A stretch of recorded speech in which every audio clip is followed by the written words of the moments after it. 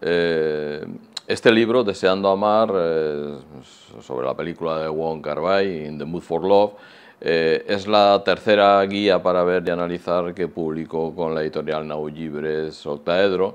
donde también estoy en el consejo editor y digamos que es una colección que durante los últimos años ha venido poniendo en marcha toda una filosofía sobre la metodología del análisis de textos audiovisuales, concretamente de películas. Y anteriormente ya publiqué con la misma editorial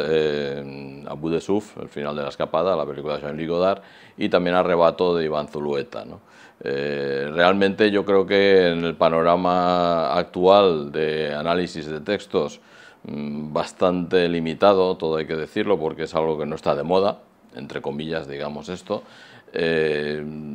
Hacer una guía de este tipo es un lujo, y tener una colección, poder contar con una colección de estas características,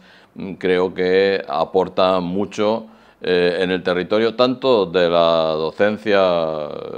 de institutos e incluso en la universidad, como en lo que podríamos denominar pues, el público en general, o sea, decir, el espectador que está interesado algo más que en ver una película. Lo ideal para leer una guía de este tipo, concretamente esta de la que estamos hablando, sería visualizar la película al mismo tiempo que se lee la guía, porque en ella encontrarán múltiples